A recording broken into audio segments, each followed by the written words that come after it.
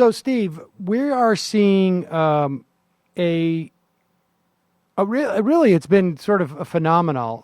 The polling that we're starting to see now. Just, I mean, before we go into whether or not this is an end to the Southern strategy, let's start first with I guess, the predicate here in terms of what is happening on the ground, and then we'll talk about what the Southern strategy is. Right. So Georgia has been, in particular Georgia and also Arizona to a different degree as well, trending more progressive and more democratic as the numbers of people of color have continued to grow in those states. And it hasn't been as visible, and partly that's tied to a question of the turnout within the states, but that we're now at a point where there's 54% of the people overall within Georgia are white and 60% of the eligible voters. And so the underlying trend is unmistakable that the state is getting more democratic and getting ready to be flipped, and that what's accelerating now with Trump is that a number of whites are actually fleeing from him, and enough are fleeing from him, and many of them are going towards the Libertarian candidate, that's bringing the state into play and really making it competitive this cycle. And, I mean, are we seeing that in other states? I mean, maybe not necessarily states that could flip. I mean, Arizona is one of those that but are we seeing that? Is that a broad trend throughout the South? It is a broad trend. Arizona and Georgia are on the leading edge of that trend. And but even underappreciated is the fact that Texas, as red and conservative as it is seen, is only that way because of its voting, in that its underlying demographics are actually much more diverse, and that Wendy Davis lost her election, by a large amount, which was 900,000 voters in 2014 for governor in Texas. There are 4 million eligible non-voting people of color in Texas. So the conditions are there, and that it's going to be moving. And so the new battlegrounds of the country are not going to be the Rust Belt, which is what we're focused on right now. It's going to be the South and the Southwest, which is where the demographic transformation and growth is happening. All right. So before we go any further with sort of the demographic change and then what's actually involved in getting people to vote, we'll just remind people, for those who don't know, what we mean when we say the Southern strategy, because it has been, in many respects, I don't know if it's been the most important element, but probably, actually, if you look over the course of the last 50 years now, the almost primary driver of our politics. Right. So it really started in a lot of ways in 68 with Nixon. And really, in a lot of ways, goes back to when, in 65, when Lyndon Johnson moved for the Voting Rights Act. And there's the story about when he signed the Voting Rights Act. He says, we may have just lost the South for 50 years.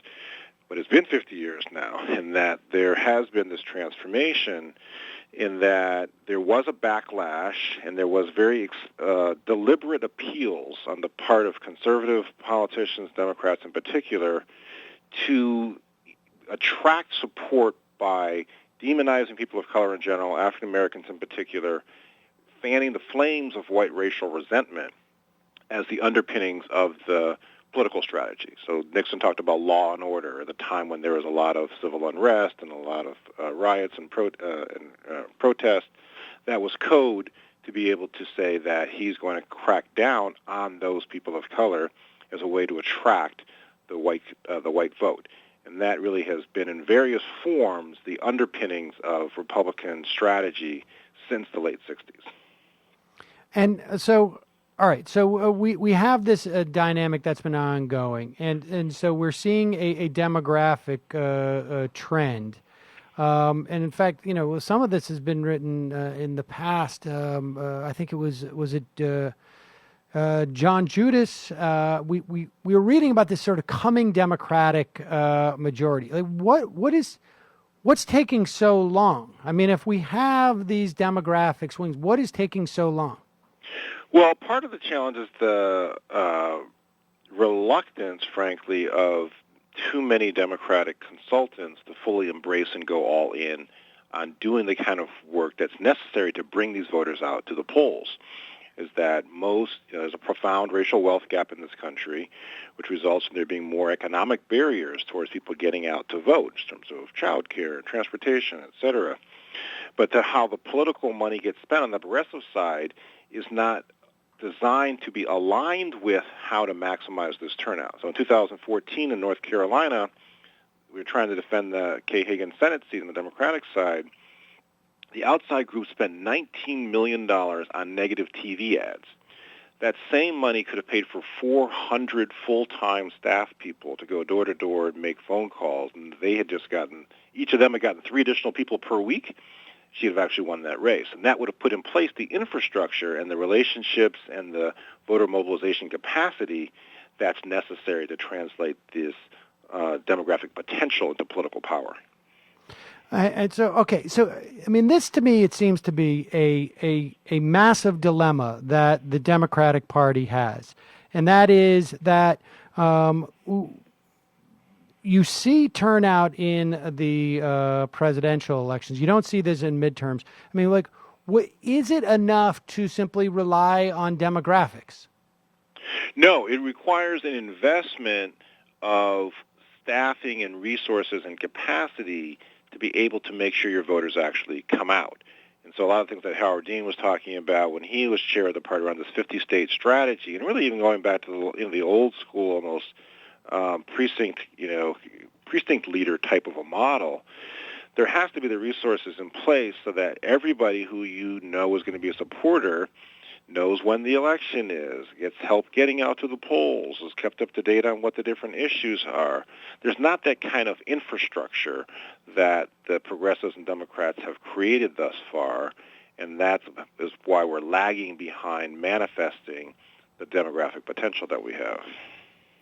Well, I mean, so what's it going to take to I mean, how much more evidence do we need for something like this? Well, you would think, right? So you have these dual dilemmas of it's hard for people to let go. Old habits die hard, and there is, I think, this history of implicit bias within politics that affects other aspects, right? I mean, why are 95% of the lead actors in television programs white when you have the society 62% white? And so it's who people see as leaders and who they see as the most important groupings of people. And then, frankly, it's easier for the consultants just to continue to run television ads and doing what they've known how to do rather than it is to divert that money in towards the kinds of permanent year-round staffing that would be necessary to get people out to the polls. But this is the opportunity that we're going to face now. There's a new Democratic Party chair down in Brazil having come on. There's going to be new leadership in all these different political committees, and this is the exact issue they have the chance to grapple with, and they have, I would argue, the imperative to address. We have a major imbalance on television, let's say, with the number of actors who are leads or white actors when 60, some nearly 50% of our population, more or less, right, is non-white. I mean, part of that, too, it seems to be to, like, where the sales are going, like who the sellers are responsive to in our society. And on some level, we have that same sort of problem with our politics, I think, as well, right? I mean, do we have politics that address the concerns of the non-white demographic, which makes up the sort of the primary element of the winning coalition of the Democratic Party? Right. Well, it's the transition that we're in the middle of right now, and that I would argue that we're actually somewhat behind the curve on that front, right? And to use the entertainment industry analogy, right? So clearly, when you roll out finally a show like Empire or a show like Fresh Off the Boat that speaks to and articulates the sentiments of these communities that have actually been quite successful, proving that there is an audience for it. And so similarly within our political sphere, but there's been too much caution and timidity to fully embrace the issues and concerns and priorities of these communities in ways that would then resonate and galvanize people to participate. Right? So we saw in 2014 in a big way, right, where all the senators who were up wanted to run away from the black president, they wanted to run away from immigration as an issue, wanted to run away from health care, which was seen as a giveaway to poor people of color, and they got slaughtered because people didn't come out to vote. And so the challenge is to articulate an agenda that will be unapologetic and bold and inspiring to the very communities that you need to come out and vote for you. I mean, so, when we say, can Clinton end the Southern strategy, it really isn't even a function of how well she does, but it really has more to do with what message and what program really the Democrats can enact or at least champion coming out of this general election. Yes, exactly. So it's how much are the politics and priorities of the Democrats and the progressives going to speak to the issues and the realities that people face in their daily lives, such as police brutality and police accountability issues. Now, we're really going to call for massive retraining around how police relate to communities of color and provide security in ways that's not oppressive. We're going to be champions and proponents around really finally moving immigration reform. And it plays all across the board. It's always, people are already talking about the Supreme Court pick, right? I mean, clearly, the president's pick was a tactical maneuver, almost challenging the Republicans. Will you oppose this moderate white guy? But the Supreme Court's been overwhelmingly white for the entire history of this country. And so is Clinton going to put forward a woman of color? And there are many, many qualified women of color to be on the court. Those types of things will send a signal that the government and the political leadership cares about and is responsive to and is supportive of the issues that the communities are most worried about. Do you think it would be easier for Hillary Clinton to make more explicit signals to the non-white communities in this country than it was for Barack Obama? It's interesting. In the one hand, yes. On the other hand, no. I mean, on the no side, obviously, she's not a person of color, and so there's a lot of symbolic and subliminal messaging that doesn't have to be articulated. So that was, quite clear. On the other hand, there's not the same level of reaction that fear people have around, now we've got the black president, now he's just going to care about black people. Right. So she can speak out more forcefully, and she has. There's been a lot more. This campaign, both between her and Sanders, there was much more explicit discussion of institutional racism than in any election that I've seen. And so how does this translate to down ticket? I mean, is it really?